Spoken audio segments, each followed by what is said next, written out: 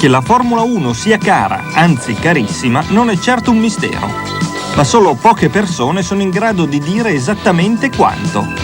Tra queste, ovviamente, i team manager. E Giancarlo Minardi ha accettato di illustrarci il listino prezzi.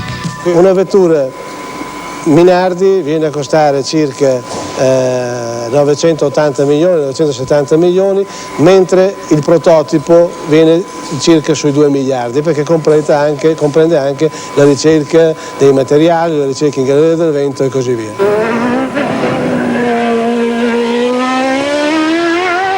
Ora qui vedete una macchina scomposta. Per costruire questa macchina da foglio bianco a macchina per terra occorrono circa 5 mesi, il nostro record è 4 mesi e 15 giorni.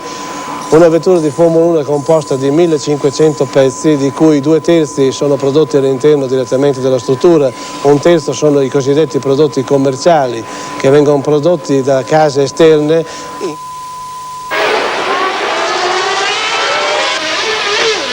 Questo è il musetto, che è composto di circa 6 pezzi per un costo totale di 16 milioni. È un pezzo molto delicato perché è la parte principale anteriore della vettura. In una stagione ne produciamo circa 12, quest'anno probabilmente qualcuno in più perché al primo Gran Premio ne abbiamo fatti fuori 4.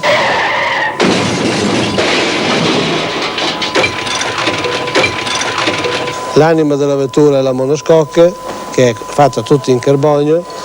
Il costo di questa monoscocca è mediamente di 95 milioni finita, perché ha un costo come materiale e costruzione in composito, più c'è tutta una lavorazione di rifinitura per passarla poi al montaggio e all'assemblaggio. La Minardi in un anno produce 4 monoscocche.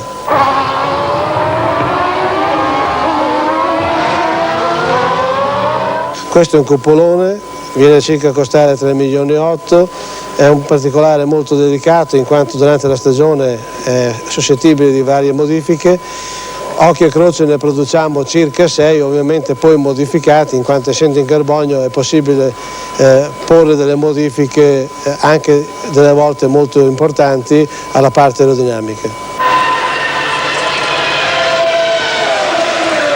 L'alettone, che è composto di 3 elementi base di ala e 2 laterali, costa circa 15 milioni e in una stagione ne produciamo 8-9 a seconda appunto anche dei circuiti, in quanto vengono sfruttati generalmente due tipi di alettone con carico aerodinamico diverso.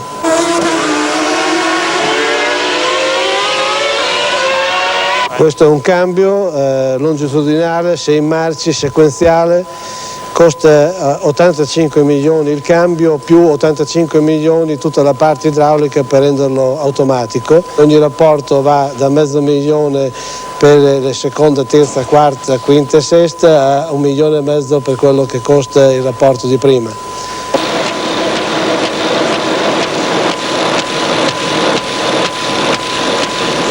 Ora questo è un serbatoio. È fatto in materiale speciale, sono pochissime le aziende omologate nel mondo per la costruzione di questo particolare, è fatto in Kevlar, molto leggero, costa 10 milioni ogni esemplare, noi ne facciamo produrre 5 in una stagione, per cui sono 4 scocche e 1 di scorta.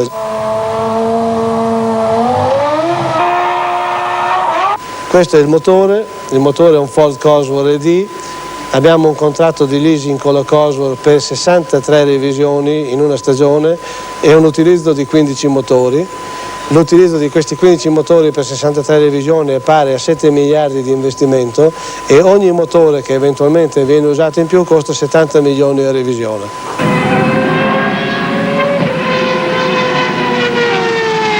Poi abbiamo i dischi freni. Un set di disco freno in carbonio costa 7 milioni, mentre le pastiglie, e ne occorrono 4 per ogni pinza, costano 164 mila lire l'una.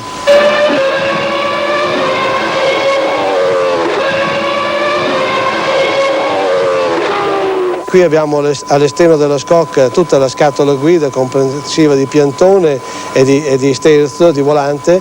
La scatola guida costa circa sui 7 milioni, mentre il piantone e lo sterzo, che è corredato di sistema elettronico e leveraggio elettronico per il cambio automatico, siamo circa sui 10 milioni.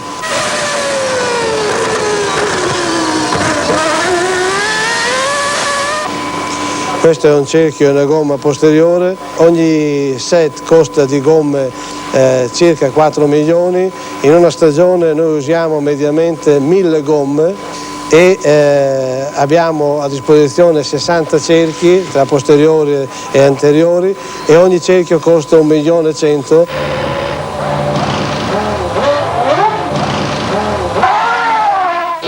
Il costo totale dei pezzi che avete visto è di 350 milioni. Per arrivare ai 980 indicati da Giancarlo Minardi bisogna aggiungere il costo di sospensioni, radiatori, impianto elettrico e delle varie componenti elettroniche, la parte più costosa della monoposto.